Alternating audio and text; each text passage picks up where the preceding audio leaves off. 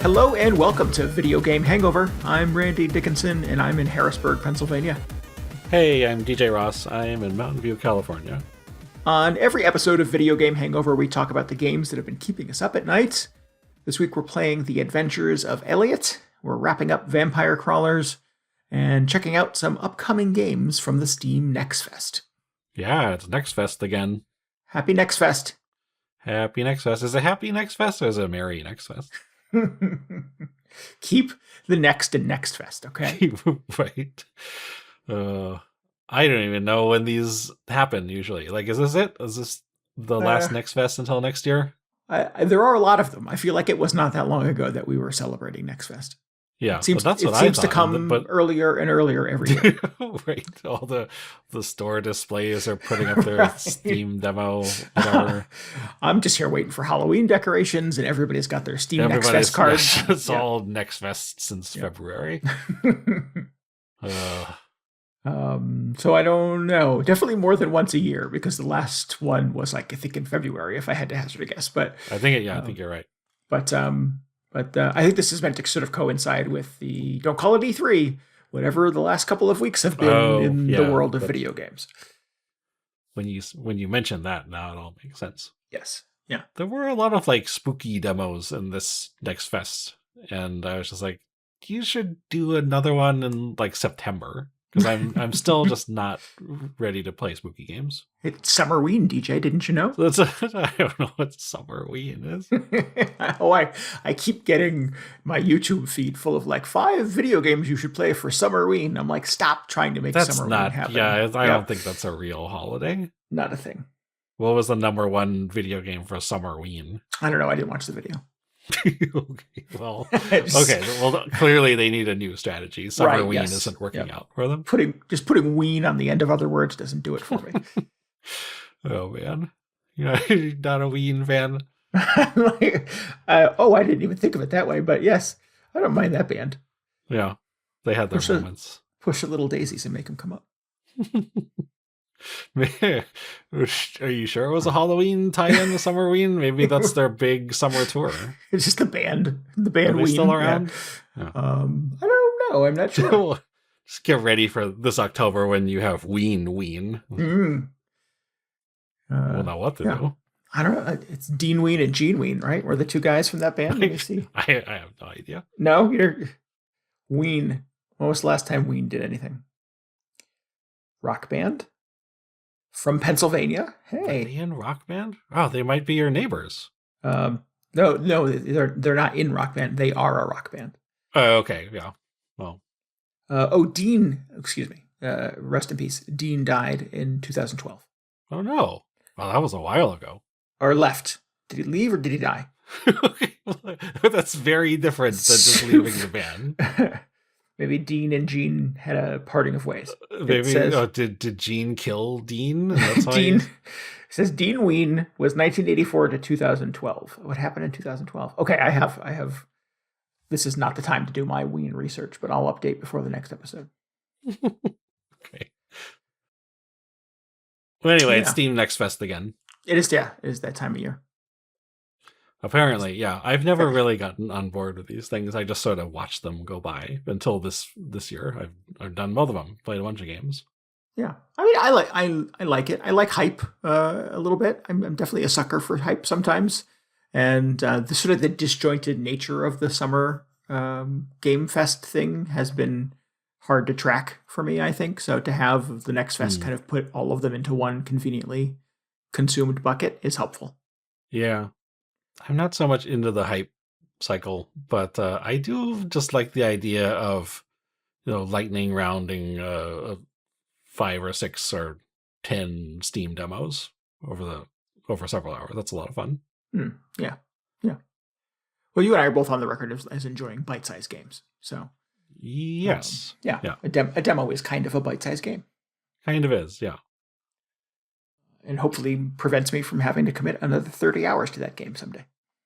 Do you find you're more often than not just turned off from playing the full game because you didn't like the demo? I don't know. I'd have to look back at the demos that I've played recently, but there were not a lot other than the Adventures of Elliot, which I'm going to talk about tonight, honestly, that I was playing the demo and I was like, man, I cannot wait to play this game. Oh, yeah. I was like, man, this demo just saved me $70 or whatever. For the Adventures of Elliot, specifically? For the Adventures of Elliot, right. Oh, wow. Okay. See, I had a very different experience then. So yeah. I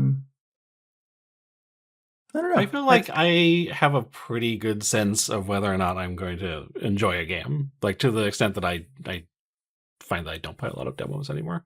Except, everything I was just saying about Steam Next Fest. But like, if there's a game coming out that I'm mildly interested in, I feel like, I'm not desperate for a demo. Like, first of all, I'll just wait for it to come out. That's fine. I don't need to play like 20 minutes of it ahead of time. Yeah. But unless there's some weird case, like those times where the demo carries over to the full game, maybe I'll do that. It's helpful where I'm on the fence, like something looks interesting, or it's getting good reviews, and I'm just not sure if it's my thing. Like Vampire Crawlers, like I didn't get the whole Vampire Survivors hype, but I liked the type of game that Vampire Crawlers was, so the demo was enough for me to like, oh, yep, this is my thing. Adventures of Elliot, I had not played the previous games by that developer. They did the, what did they do? Octopath Traveler and Trapezoid Strategy. Life. Triangle Strategy, Yep. And not so much into those games, but liked the vibe of this one, and they kept calling it a Zelda-like in the things that I was reading, and then it came out and the reviews were pretty good, and I figured I'd give it a shot, and in that case it worked. It clicked. Does it have any vibes, though? I feel like, I don't know if we're going to get all the way into it, but I feel like you have a perspective you want to defend, DJ. So this developer, I just like I struggle to understand where they're coming from. Yeah, they seem to survive by making off-brand remakes of other types of other video games. Yes, they're sort of like, I don't know. I played. This is the case where I have played all the demos of all those games, and it's not moved on to the full thing.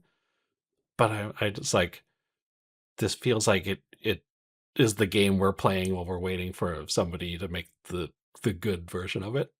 It's like, imagine how much better this could be. Yeah. I mean, I'm not. We'll save Adventures of Elliot, but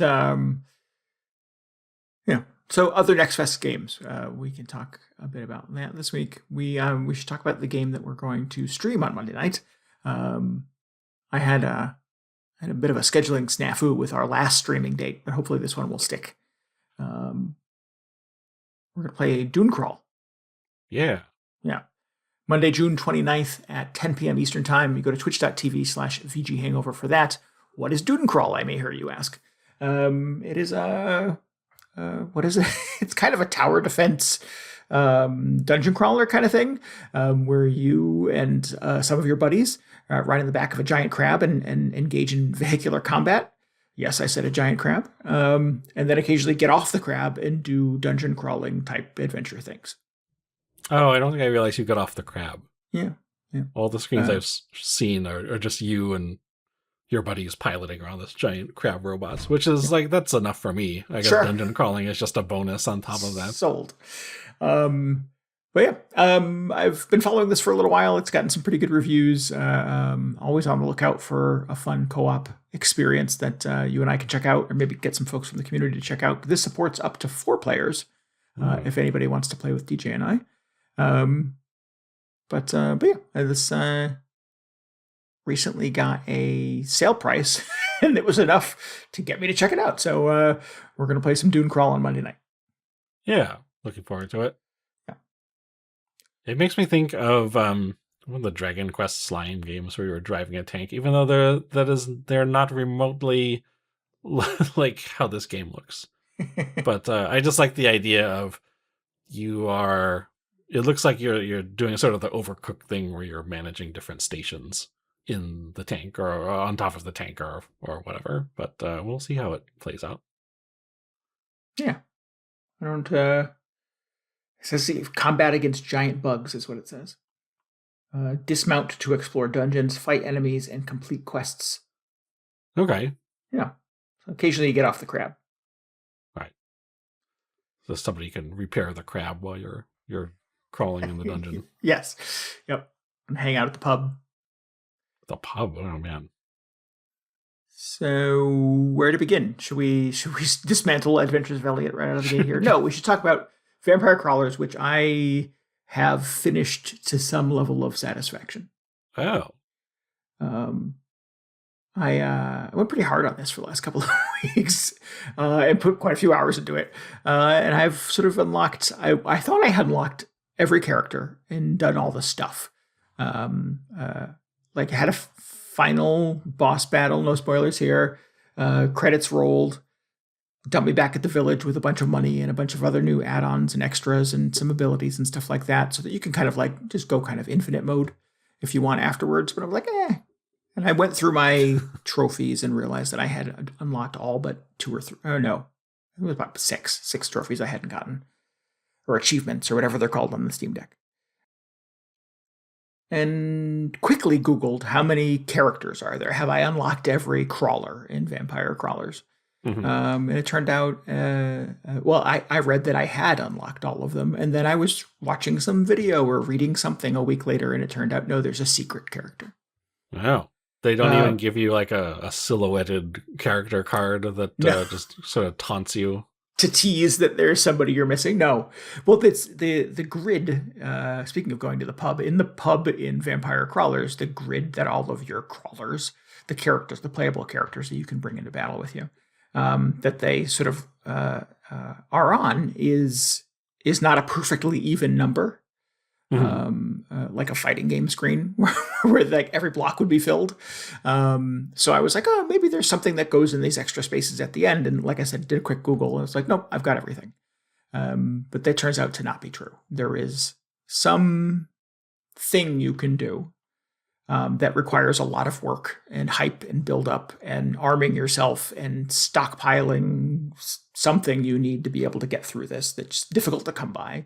And you can take on one more giant boss battle, and then unlock yet one more, like just steamroller of a character that you can use later to rerun runs you've done before and just steamroll everybody.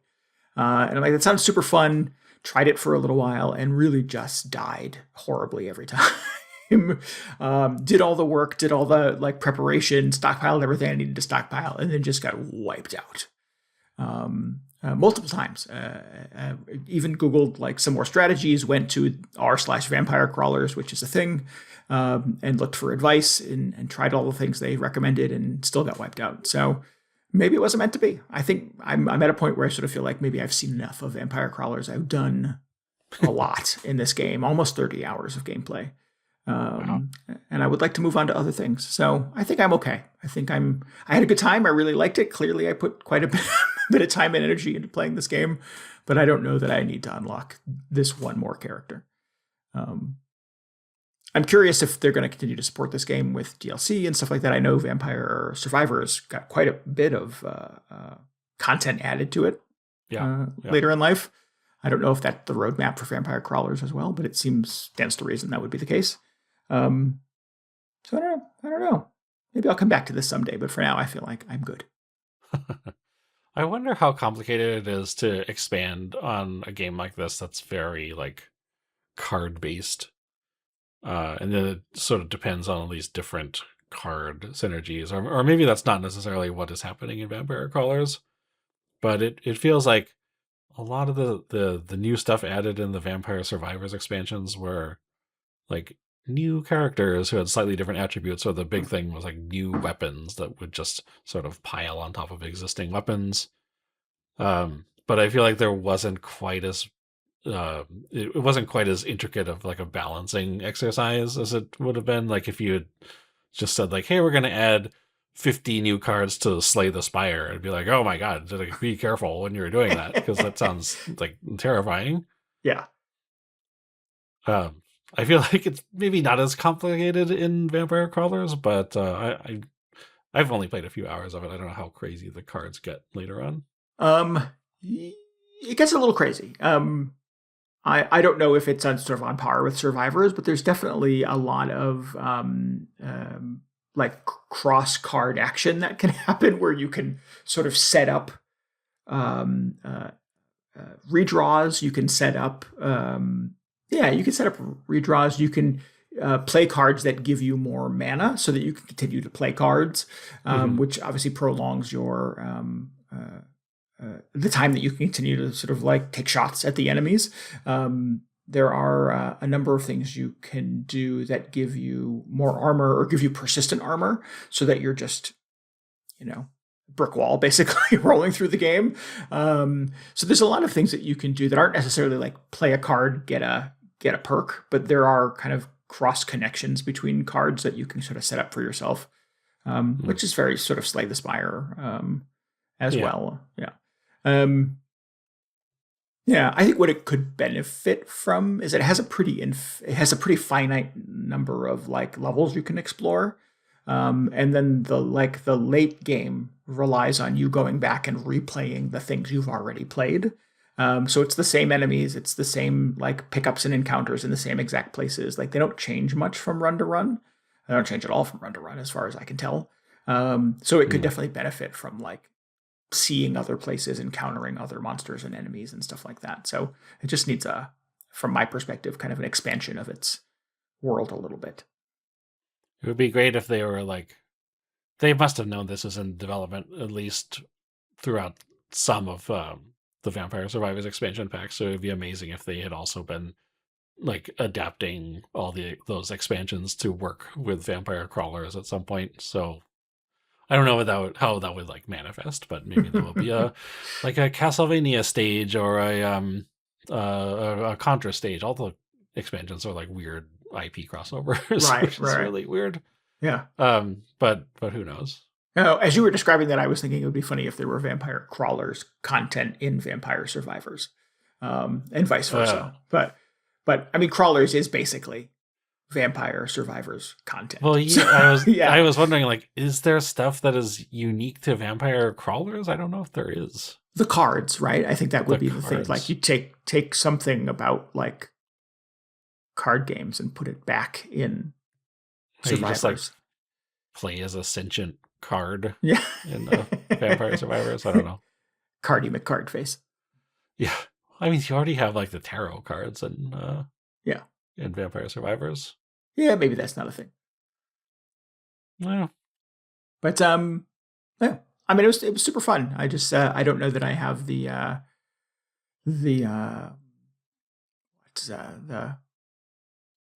don't know what word I'm looking for. The tenacity to keep throwing myself at this final boss, because the work you have to do to get to that encounter is pretty significant. You have to like have the kind of the right series of draws. You have to get the right number of sort of power-ups that kind of happen in the right way. You have to bank this one resource that makes it possible to kind of like survive fighting this final boss.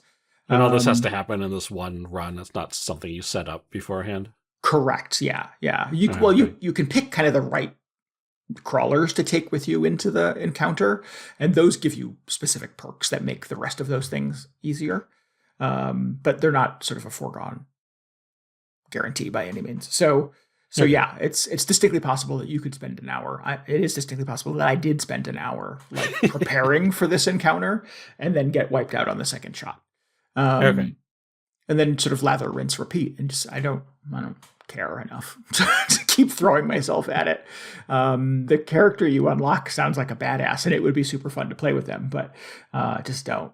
I'd rather play other things. I have a ton of other games that are requiring my attention right now. So Vampire Crawlers, if I get to it, will wait, I'm sure. It's funny hearing you describe it, because I think you basically do the exact same thing in Vampire Survivors, and including like the setup. I feel like it's just the way you're describing it. It sounds much easier to do in Vampire Survivors than it potentially is in this game. But interesting. Yeah, like I imagine if you're listening to this and you have done this in Vampire Survivors, you've just been like, "Is this?" I think I know what he's talking about. but yeah. I mean, you and I played 90 minutes, 2 hours maybe of Vampire Survivors co-op together from a fresh save. You didn't bring over, did you? Well, I brought over some things. Okay, gotcha. But we were just killing it by the end of that run. I think we were, we had sort of protective barriers around us so that we were completely untouchable.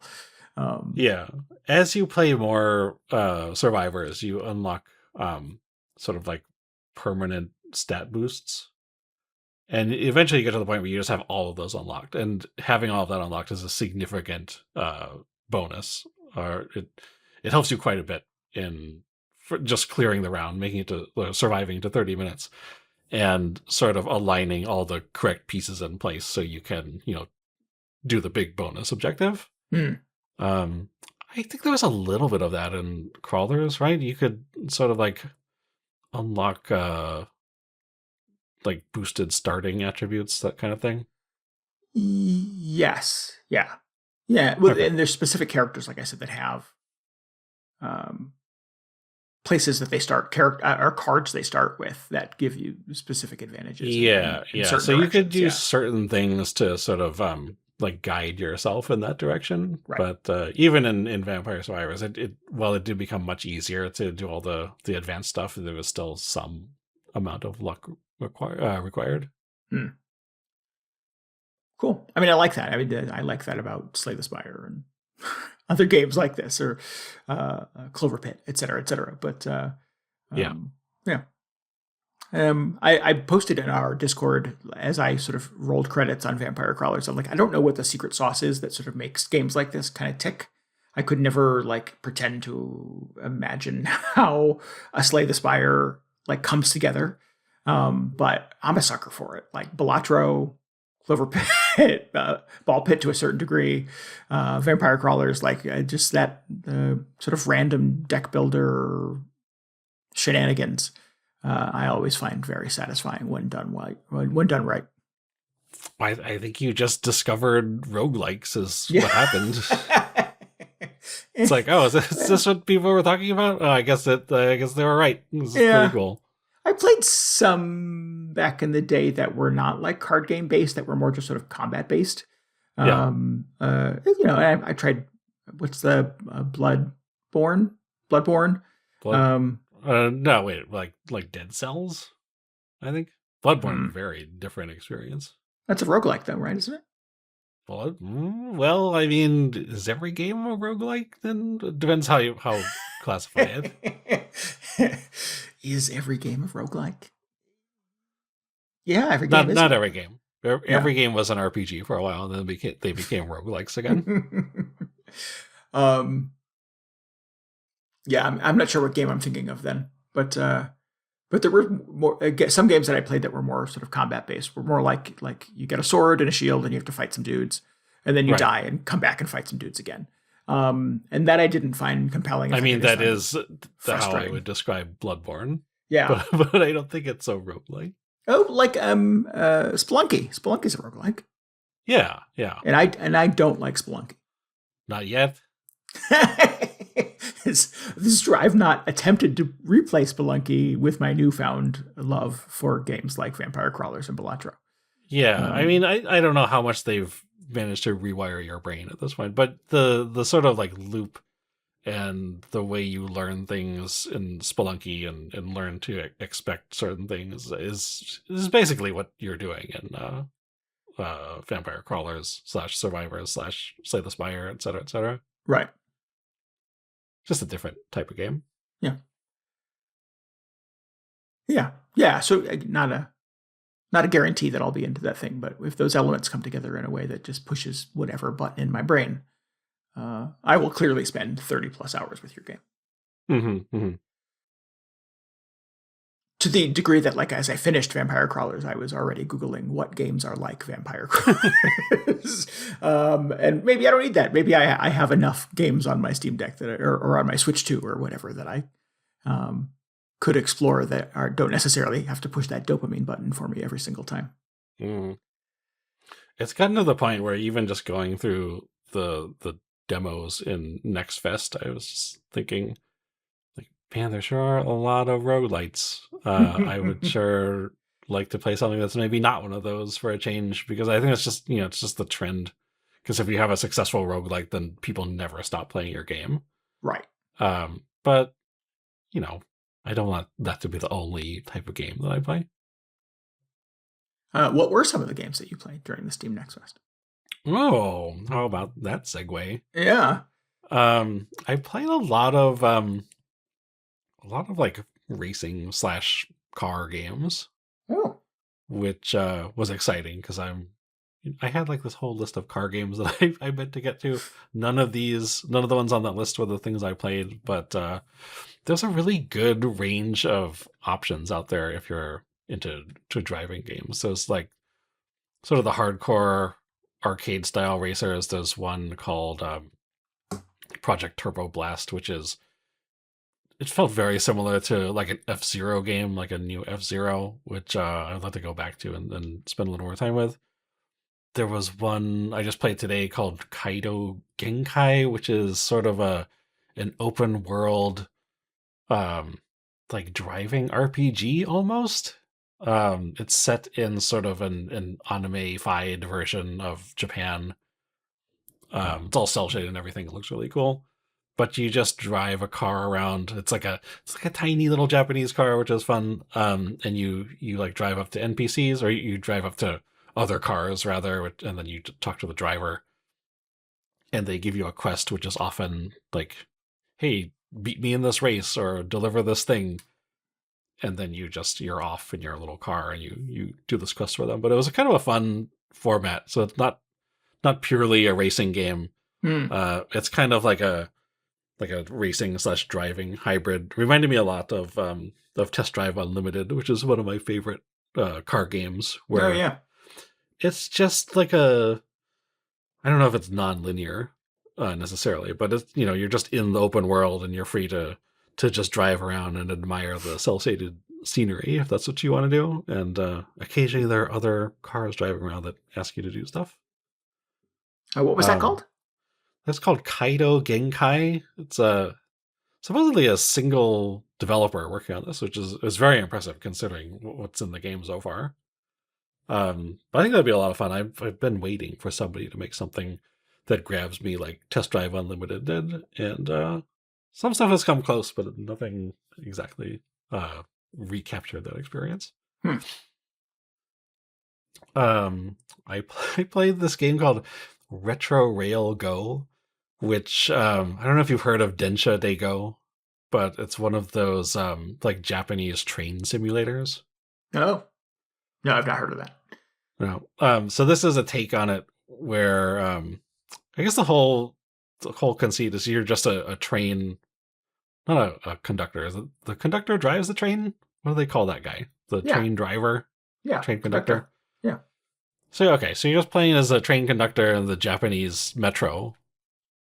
And yeah, it's surprisingly less complex than I was expecting from something that, like they've made tons of these games over the years, and depending on which version you get or which console you're playing it on, you have the option of buying like a sort of a train dashboard controller.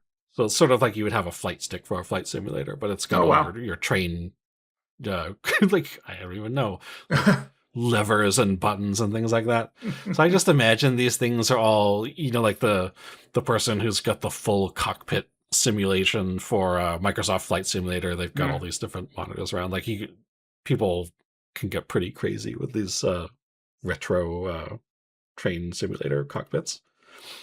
So, but to my surprise, you start it up and it's really just like 4 or 5 buttons. It's like accelerate, brake, and then you have a emergency brake and the train horn, of course. So just 4 buttons. I thought, okay, well maybe this is easier than I was expecting, because really all you're doing is you're starting the train, and then you when you approach the next station, you need to stop it in the correct spot. But that part is what's really difficult, because you've got this train going at full speed, and you got to stop it in the right spot so it's lined up with the platform, and people don't need to, run down to the next platform. I mean, that would never happen. But just think about how well trains run generally, and now they're asking you to just start and stop the train to that degree of precision. And like, okay, well, I can see why this would be difficult. But I always sort of wondered, because I feel like don't you just need to stop the train at a certain distance from the station? Like, how is that not just automated at this point? I don't know. Maybe I'm underselling the skill of all these Japanese train conductors. Yeah, I'm not sure. I would imagine that the Japanese train system is much more technologically advanced than the fossil of the Amtrak system that we have in the United States. So, yeah, I don't know. The train culture, I think, in Europe and in Japan are much different than they are in the U.S. as well. So, I remember listening to the Cheap Ass Gamer podcast, what was it? The CAGcast 100 years ago, and they were obsessed with some Japanese train spotting game that I didn't understand the concept for at all. But well, it is a massive subculture. Yeah, exactly. So I play this a little bit. There are only two sort of, not tracks in the demo, but they make you stop at two stations.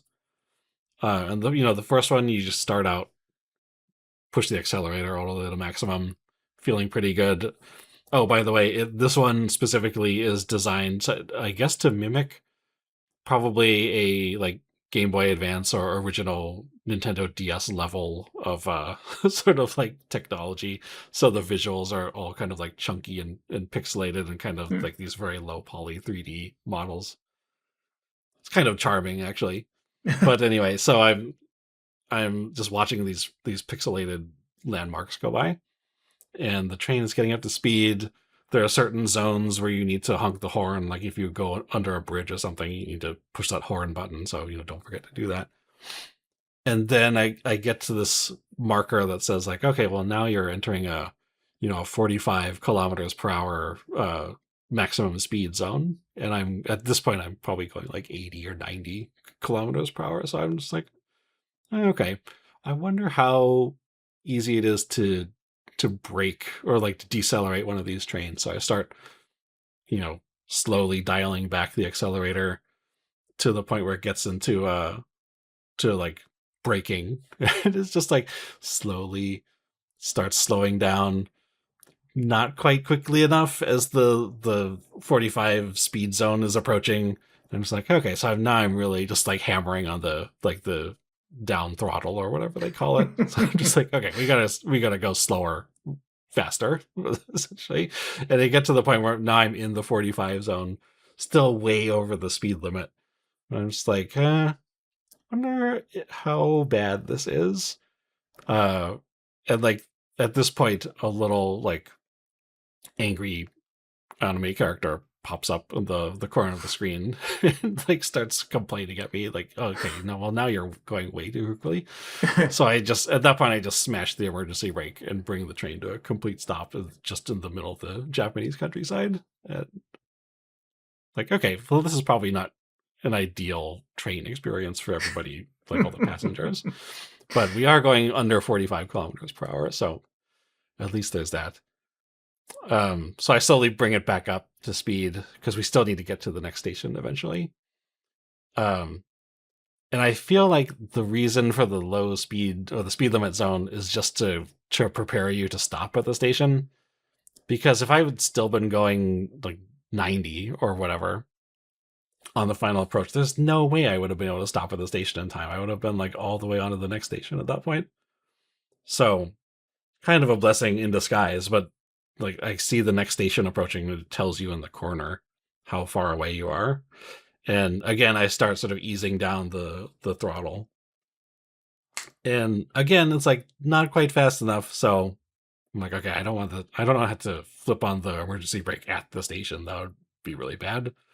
So I just bring the throttle down all the way.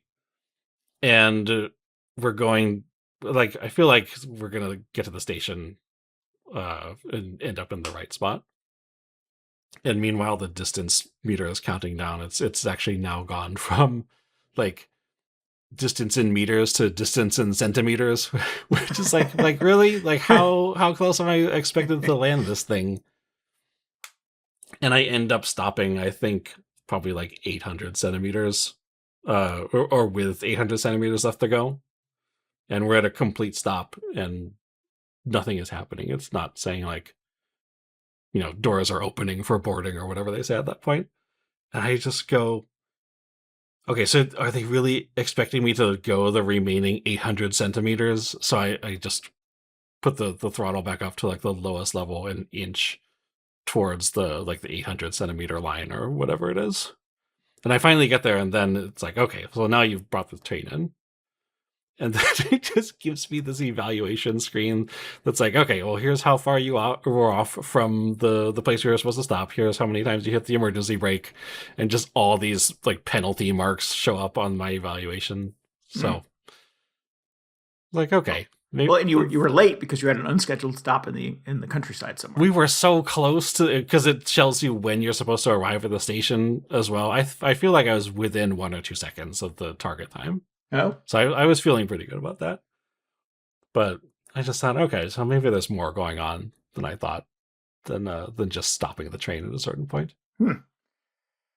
I can't imagine the what level of accuracy and prediction that must be required to get a train to stop exactly at the exact same spot in the station every single time. I mean, people are sort of waiting to board, so there is an expectation, obviously, that you line it up properly. But interesting. I've done some train travel recently. And I was at the Amtrak station in Philly just last week, and there was an announcement that was like the 1:45 train from Philadelphia to Harrisburg will now leave at 1:46. We apologize for any inconvenience. And I was like, oh yeah, making announcements for 1 minute late. That's like an airport wouldn't even blush over that. Like right. Not even like you should be glad it's only a minute late. Yeah, if it's going to leave at 2:46, maybe we'll tell you. But right. Yeah, it's interesting, the sort of like train culture to a certain degree, and the I don't know, the different sort of machinery necessary to make that thing happen. I can't believe. I mean, they're just people playing this game in real life every day, like hundreds and thousands maybe of times, and just doing it all flawlessly because the trains keep running. Yeah, and here I am just like hitting the emergency brake out in the middle of the countryside. But that was cool. Like the demo, unfortunately, is very short.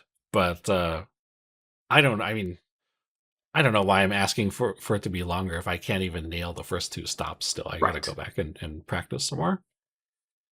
Anyway, that one's called Retro Rail Go. I think that's still in development. But man, I was not expecting to be that invested in it. But kind of glad to finally try one of those.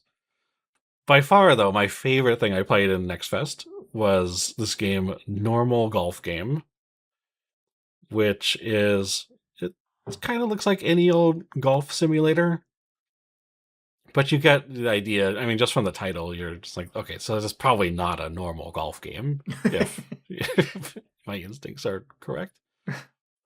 It starts off fairly innocuously, where you arrive at like a little golf club, like a club where they play golf, not an actual golf club. And it puts like these 2 hands up on the screen. This is like from first person perspective, so you see these hands up like you would almost in a first person shooter. Like you expect one of them to be holding a gun, but they're very clearly it's like clearly a video of somebody's hands, and like one of them I think is just wearing a golf glove or whatever, and I'm just like, okay, well that's weird. Like what's going on with these full motion video hands? And you walk over to where they got the tee set up, and you go into your little sort of like golfer view where you get the sort of meters and everything that show up on the screen as you would expect in a golf game. And you see your golfer standing on the next to the tee, and the golfer is also a little full motion video guy. So it's like a video of a real person just standing there holding a golf club. It's like, what is going on in this game? And from there, it just turns into the most unhinged sort of like golf simulation. But the thing that really caught me by surprise, it's actually like maybe one of the best simulations of playing actual golf that I've encountered in a game. Like, you know how much I love desert golfing and how much I like, okay, this is the best golfing game ever made because it's not just hitting a button and watching a meter go up and down. It is more or less just you sort of like taking analog swings with a fake golf club on the screen. Right. Well, and it takes all of the other nonsense out of golf. So you're not trying to pick the right club. You don't have to sort of battle the weather or anything like that. It like right. all of the things that like, Mario Golf and Everybody's Golf and stuff like that try to like shoehorn into what should be a fun video game. Sure. Are gone from desert golf in favor of like, a million holes and weird shapes and things. Yeah, go ahead. Yeah. Yep. But so my favorite thing about desert golfing though is that because the process is so like unreplicatable or whatever, you cannot just be like, okay, well that swing was pretty good. I just needed to get a little farther. But you cannot just say, okay, now I'm going to do the exact same swing and just put a little more power into it because it's all like touchscreen and sort of like dragging based. It's so difficult to do the exact same shot twice in a row. Right. Just like swinging a real golf club or, performing any action in a real sport as opposed to doing it in a video game. So the way this game controls, the way a normal golf game controls is it still looks like you have all the little golf meters and everything, but in order to swing the club, you hold down the mouse button and you actually like sort of drag the cursor around, which in turn controls a virtual club on the screen. And you need to basically drag the golf club into the golf ball sitting on the tee. And then it figures out, okay, so how fast were you swinging it? How, like, what angle were you swinging it at? Where is the club connecting with the ball? And all of that goes into making your stupid little FMV guy hit the golf ball. So just immediately very difficult. So like it's just difficult to hit the ball in the first place. But then you have to like manage all those other little factors. Like, okay, so I need to be swinging it with this much power or hitting or making sure it hits on like the center of the golf club head or whatever it's called. It's just, there's so much to think about as you're just trying to do this one thing, where I feel like in a lot of other games would be one button, more or less. And it starts off doing things like, okay, well, like just hit the ball. Just see if you can hit the ball at all before it moves on to other stuff like, okay, well, now see if you can make it onto the green. See if you can like hit it into this bunker just to, practice aiming it. And then it starts to just pile on all this other stuff. Like you can do sort of like, you can try to apply some spin to it or try and get it to curve around obstacles on the screen. And then you do this by just like sort of micromanaging a few keys on the keyboard, which is a whole other meter that you have to keep track of. And I found that as I was trying to do this, like the more you pay attention to the spin meter and like the slice meter, the less you are looking at how you are like swinging the club around. So it's like there's a lot of stuff going on. But I felt like, I've only played golf in real life a little bit, but I feel like swinging a golf club is one of the most complicated like motions you can do. And it really just made me feel like that again. Like, man, I'm having to think about so much stuff right now just to try and get this golf club hitting the ball in the correct direction. But once you sort of get the hang of it feels so good to hit the golf ball and have it go just, first of all, in vaguely the correct direction. But then as you get more skilled at it, you're like, okay, well, so I think I need to put this much spin on it, and the wind's blowing this much, so I actually need to be aiming it over in this direction. It's really amazing. So there's just like really good sort of golf simulation happening. But then on top of that, there's like the whole game has this weird sense of humor where occasionally they'll just like make you shoot the golf ball at a gong that's appeared on the fairway for some reason. Or at some point they were like, hey, we have all these like event posters up from some event that happened months ago, and we need to get rid of them. So can you just hit a golf ball into all three of them? So then they make you do that, and then there's just all these weird antics going on. But I was really surprised because I was expecting, just from the title, like it's gonna be kind of a silly golf game, but actually just the the way you swing a golf club in this is brilliant. It might be better than desert golfing. Interesting. I always feel like sort of golf games benefit from less meters. Like the less simmy they try to be, the better, I think. But it sounds like this one is trying to sort of like toe the line between something kind of goofy and golfy. Yeah, yes. I think it's the amount of different controls you have to manage is a little silly. Like that's probably too much if they're trying to make a serious golf game. Right. Because the result a lot of the time is you just end up hitting the ball incorrectly. But that's kind of just like the bit that they're doing. It's like, oh, look how ridiculous we've made golfing. Right. But on some level, it's like, okay, well, actually, look how like accurately you've recreated the process of swinging a golf club and trying to get the golf ball in a hole. So really incredible. The demo currently on Steam, I don't know if it'll be there after this week, by the time this episode comes out, is it's only about an hour long, depending on how well you're able to swing a golf club. But man, like I said, it took me by surprise. Probably the most fun I had playing something as part of Next Fest. And this is just called Normal Golf Game. Just normal golf game. It's by Luke Muscat, who I guess was one of the founders or one of the key personnel at Half Brick. If you remember them, they made Fruit Ninja and Jetpack Joyride, which I was like, okay, I didn't get the connection right away. But it feels like actually sorry, from your description, it sounds like a Bennett Foddy kind of thing where you're trying to it does, yeah, it's very Bennett Foddy. Micromanage, just the basic movements of walking down the street. Yeah, exactly. It's a good thing they don't make you walk around. Like when you're walking around in first person, it's still just like playing a first person shooter or any other first person game. Yeah. It's only when you go into like golf mode or whatever they call it that all the absurd meters and all that stuff appears. Interesting. Yeah, so man, I don't know how much time I'd put into the full game, because I feel like it could potentially it could turn into a Bennett Foddy game where it's just very frustrating to play for more than half an hour. But it looks silly, right? It's sort of meme worthy. Yeah, like by the time I was at the end of the demo, I feel like I was getting pretty good at swinging the golf club.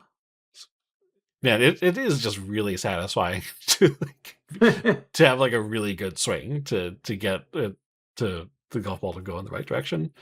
I feel like I was getting the hang of it, so who knows? Maybe I'll check it out. Huh. Did you ever play What the Golf? I did, yes. Yeah, I enjoyed that. I thought that was fun. Very, very different experience. Yeah, totally. That is not simmy at all, and it becomes increasingly more absurd the further you play in it. But that had like a kind of madcap WarioWare kind of vibe to it. It was a lot of like super fast, shoot this weird thing across like a weird golf course with, I don't know. I forget what the elements of it were, but it just abandoned anything approaching sort of real golf and just, made it about getting seemingly random things in the universe into a random hole. Yeah, well, I mean, like if you played it long enough, it was no longer golfing, right? Yeah, I think there was one level where it was just Super Mario Brothers. Right, yeah. But I mean, that was also like from the start, it was obviously kind of a gag kind of deal. Yeah, there was one that was super hot. I remember it was sort of like slow motion first person shooter, but with a golf club and a golf ball, and the enemies only moved when you moved. So I'm like, oh wait, no, we're just playing other games now, but they're golf. Yeah. That was ridiculous, but fun. I like those games. They made a sequel called What the Car, which was the same thing but driving. But I like that as well. Wasn't it like not really driving, but you're just golfing again? Except yeah, the golf ball is a car. Right. Yes. Okay. Yeah. Yep. Everything's golf. Yeah. Yeah. Cool. Sounds like fun. Yeah, it was like, I don't know what I was expecting. Certainly not. You were expecting a normal golf game. Being. Yeah, well, something between there and what it ended up being. Anyway, those were the big highlights from Steam Next Fest. Nice. And I've still got like 10 or 15 demos to check out. Who knows if I'll ever get around to them. Cool.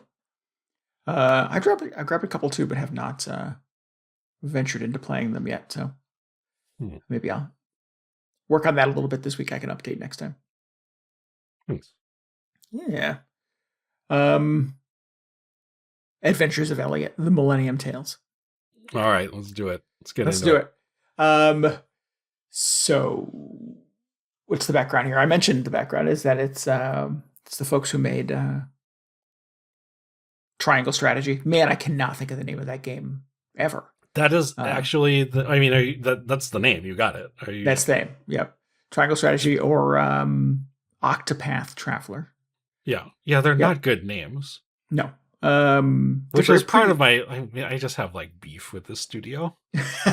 They make very pretty games. I think the thing that I sort of associate with Octopath is seeing really kind of the first time I'd seen the HD 2D thing, which has sort of become I don't know, predictable, expectable at this point. I think it's an amazing sort of like concept. I think it has bought them a lot of goodwill, which they then squander in making the most like mediocre video games. I've not played those other. There was a second Octopath Traveler too, wasn't there? Octopath Traveler 2? Yeah, there was 2, and then there was I think there was a mobile game. Was it Septopath Traveler? Yeah, that was the prequel. Dodecapath Traveler. Yeah. Yeah. But yeah, I've not played any of those games. I don't know to what degree. I mean, I can't vouch for to what degree like they are looks over function. Yeah. So in their defense, like I did play the demo for all these, and I think they were actually like I enjoyed them. But there's just something about them, like they just feel so bland somehow.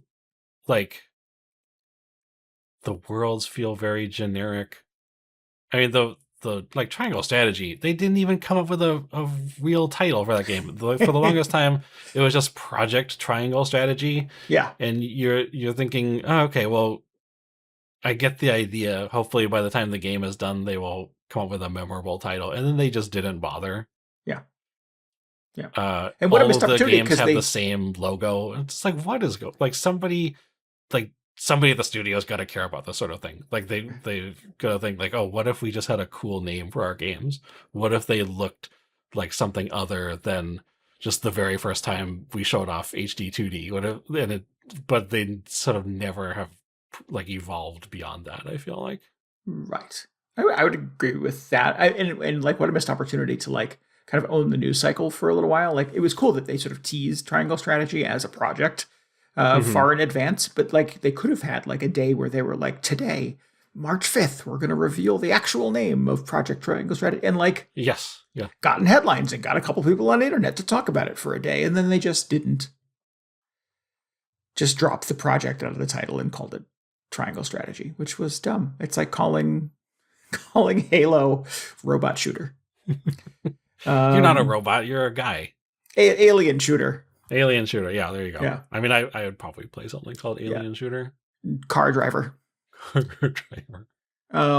Just dumb. So yeah, I had no expectations of the Adventures of Elliot. In fact, I was expecting it to be like those games. So when I finally saw it in action, like in the last week or two, and realized it wasn't turn-based or a strategy game or an RPG, I was like, oh, maybe this is not what I thought it was. And then I kept reading other reviews or previews that it was sort of calling it a Zelda-like, and that it was kind of a open world adventure game where this character Elliot, clearly, who runs around and sort of does adventurous things, and there's a time travel hook to it. And the more I sort of saw about it, the more I was like, oh, this seems like a lot of things that I like. Plus, it's this very pretty HD 2D open world exploration kind of game. And is that open world? It's it felt very linear. It's pretty open world. It's open world in like a Metroidvania kind of way, and that there are parts of the world that you can sort of see from other places, and you just have to figure out how to get to that place. Yeah. But it's a lot of exploration, and you have hubs, and you can sort of explore a little further each time. I don't think any of it's really it's kind of gated off by sort of progression things, like you need bombs to blow up holes in the caves to be able to get beyond, et cetera, et cetera. But you don't get the bombs until Act 2. It's sort of open world in the same way that some of the Zelda games are open world. Yes, I think a lot of this sort of comes back to like A Link Between Worlds, A Link to the Past. I think there's definitely a lot of structural things that were kind of stolen wholesale from those games. Not that Zelda owns those necessarily, but that is the thing I associate with this look. They were inspired by those games. Definitely. Yeah. So yeah, I kept seeing more, and then decided that I would check out the demo. Really like the demo. Put a couple hours into it. It's a nice beefy demo for anybody who's interested in playing a fun adventure game for a couple of hours for free. And I was so into it by the time the demo kind of wrapped up. I was like, oh, geez, I hope the progress carries over to the main game. Quickly Googled, does the progress from Adventures of Elliot demo carry over? I said, yes, it does. And gave them $60 so I can continue playing. I like it. I have a good time with it. All of those things work for me. There's definitely some interesting and fun kind of progression to the weapons that you get. You get your sort of standard things like a sword and a shield and a bow and arrow and blah, blah, blah. But it has sort of mechanisms for upgrades behind those with these gems that you collect that allow, a 5% chance of an arrow catching on fire. Or what was the other thing that I have? Give me that 5% chance. Well, you get more and more percents as you go. Right, yeah. It's basically the chips system from Nier Automata. Interesting. Just slot in different attributes. I've not played that game either. Yeah, and so you can only carry 2 weapons. Well, you can carry all your weapons with you, but you can only arm yourself with 2 weapons. So you have to kind of pick right weapon at the right place with all these sort of modifiers that go on top of them. It's kind of fun. And then, you explore ever further. There is a time travel mechanic that comes along eventually. It doesn't feel like you're doing a whole hell of a lot with the time travel. You're just sort of jumping through portals and seeing what the state of the world is. I was hoping for a... what was the time travel RPG that I really liked that I can't remember the name of right now? Radiant Historia? Radiant Historia. Or like a Radiant Historia kind of thing where you could go back in time and change things. And it would change the kind of present in the game. And there does not seem to be that going on. Maybe it comes later, but it's certainly not in the game at the point I'm at. And not. So what are you using time travel for then? Well, there's a bad guy. And he has slipped through the time travel portal ahead of you. Oh man, is it the evil vizier at the start of the game who is just evil for no reason? Who is just sort of twirling his mustache and wringing his hands. And I'm like, oh wait, this is going to be the bad guy. And then, yes, of course, he's the bad guy. And so you run through the portal, chase after him to stop him from changing the present. Okay. It's like the characterization, the dialogue in the game is a little grating. I'm not loving that so far. Everybody is so saccharine, except for this one character who is clearly sort of evil for evil's sake, and just saccharine to the point where they're just not interesting anymore. The king is benevolent and good and understanding, and the princess is smart and brave and just all the things that you sort of expect. And Elliot's job is adventurer. Yeah, yes. I'm so glad you picked up on this. Ken's job is beach. And he's I love the point. I didn't play the entire demo, but early on, there's just he's off on an adventure. He's on a mission for the king, and then something else happens. Yeah. There's like a disaster somewhere else. And he's like, "Oh, I have to go help because I just can't resist. I have to do good deeds." And I'm just like, who is this guy? Yeah. If not the protagonist from every single RPG ever made. Yep. Yeah. Well, it's like a superhero kind of origin story in some ways, in that he's sort of like, the Superman of this world. He's the good guy. But he's not even really like Superman. He's just some guy, right? He's just some guy who is like driven to do good. Yeah. Yeah. So I don't love that part, but I think just the minute by minute kind of running around. Oh, I see a cave door. Can I go into the cave and explore? And there's a bunch of monsters and a monster encounter, and there's a new upgrade that I can pick up, and there's a back door to the cave that comes out to some other part of the world that I've never been to before, et cetera, et cetera. The link between worlds, a link to the past kind of stuff, where you can sort of see something has gone horribly wrong at a prior or a future version of this world, is really kind of interesting, but it feels a little underrealized, at least in the early hours anyways. But I'm just having fun running around fighting monsters and collecting upgrades and trying to explore a little bit further every time. I'm not going to change the world, but I've had a good time with it. I had a good enough time with the demo that I wanted to immediately spend $60 on a game that just wasn't on my radar at all 2 hours prior. So yeah, I'm having fun with it. Minimal complaints. All right.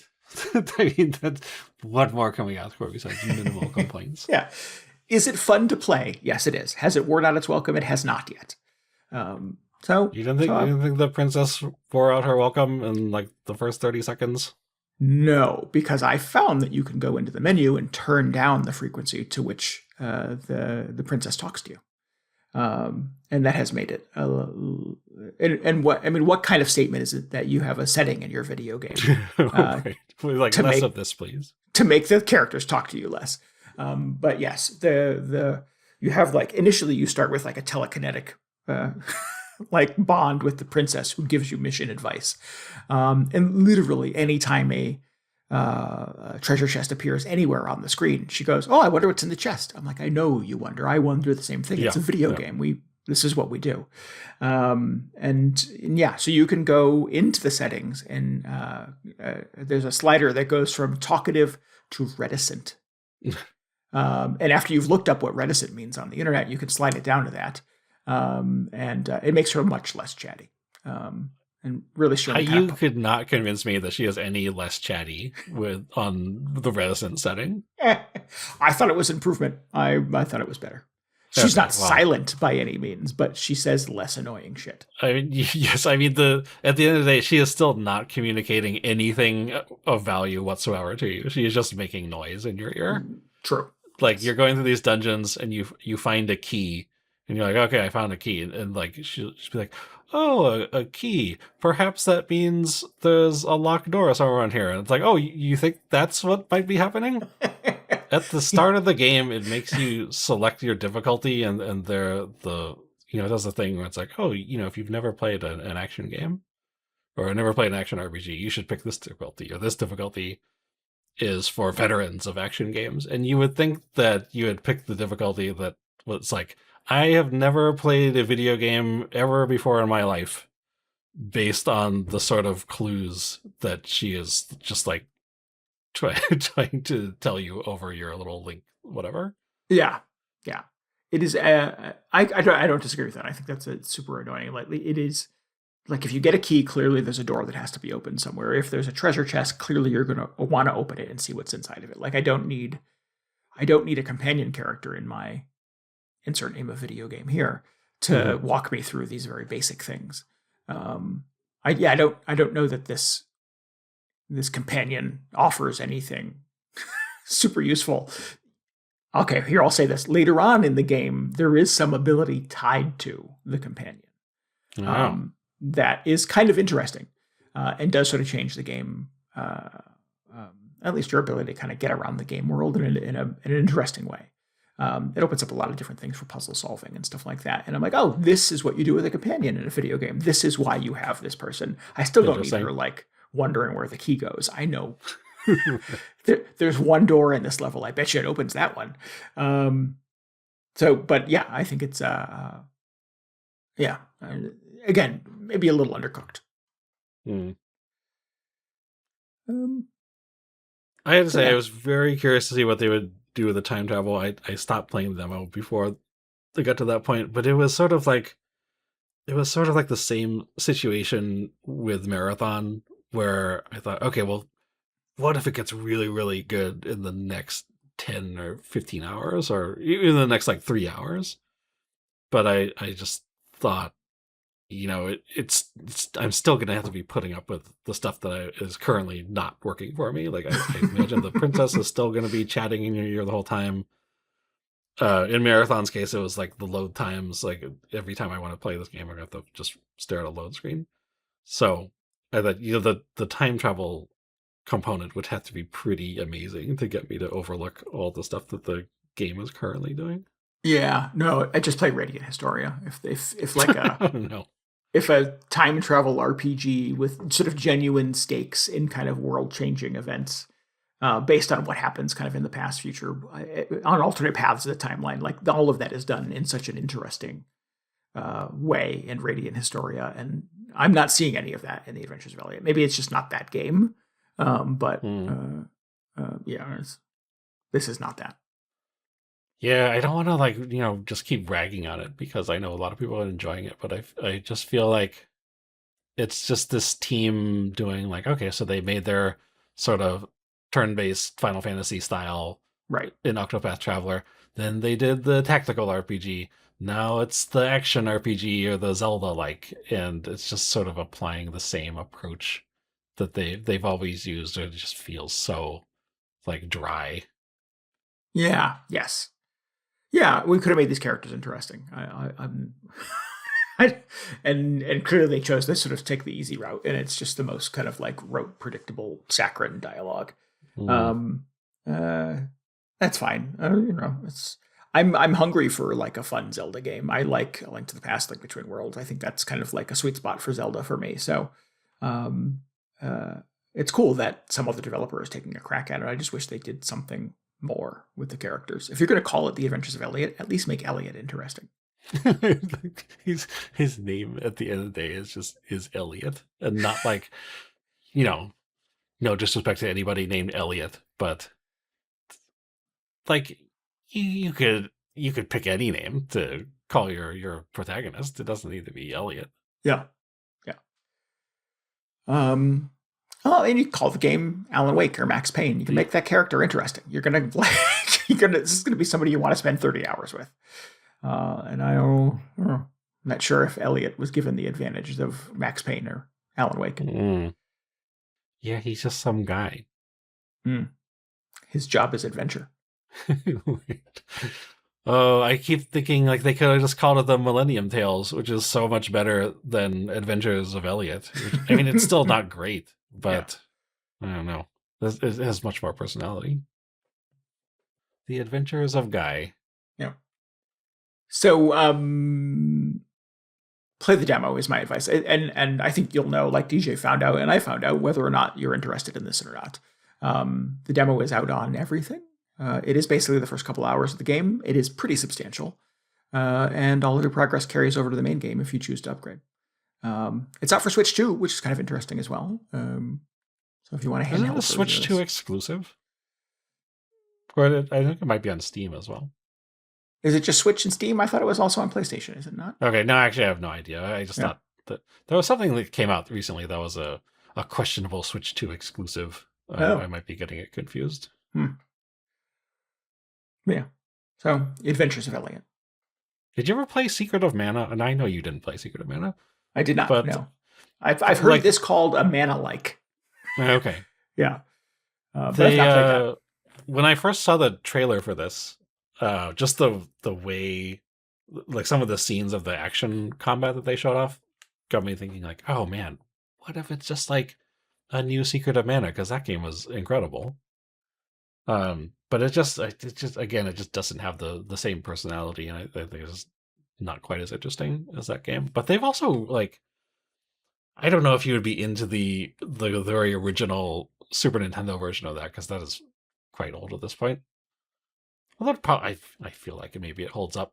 But they like did a remake a few years ago, which I never checked out. There have been like sequels that have been pretty well regarded. I don't know. Just trying to put that on your radar if you're looking for stuff that is similar to this game. There's no time travel though. At least, wait, is there time travel? No, I don't think there's time travel. Time travel is not a requirement, but I have long looked for something that would scratch the Radiant Historia itch. This is not that thing, clearly. But all right, well, and you never played Chrono Trigger.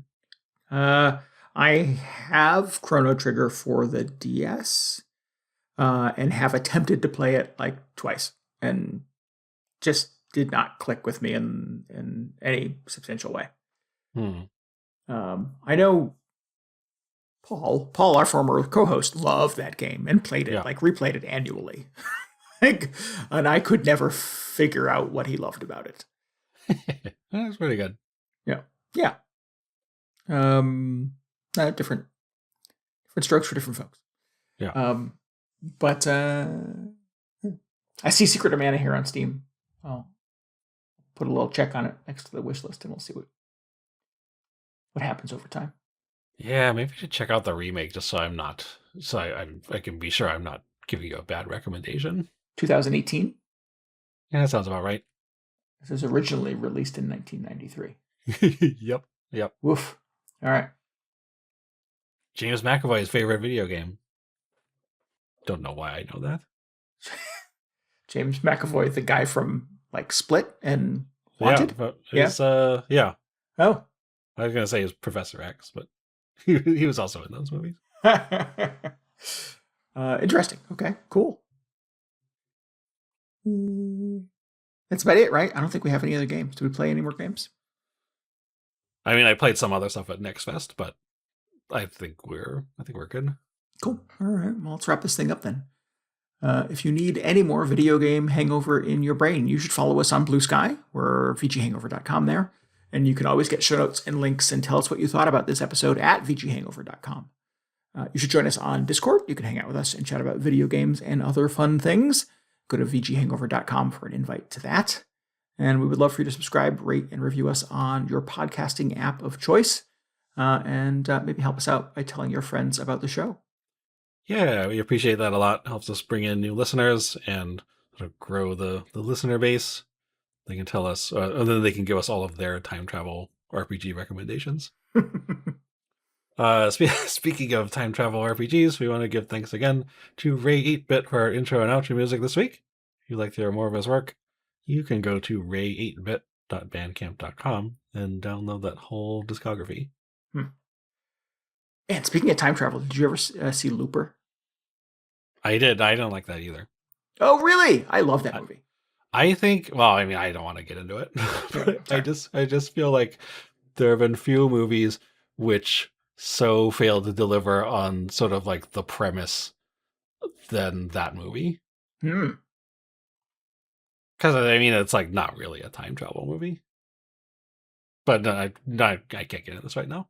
Yeah. Okay, this is not the place. All right. Well, I don't even know what to do with that information. If you want to watch DJ and I play DuneCrawl, we'll be doing that on Monday night. That is the 29th of June at 10 p.m. Eastern Time. Go to twitch.tv/VGHangover for that. Yeah, we can debate the fine points of Looper as we're driving the crab tank around the desert. All right, perfect. Sounds good. Yeah.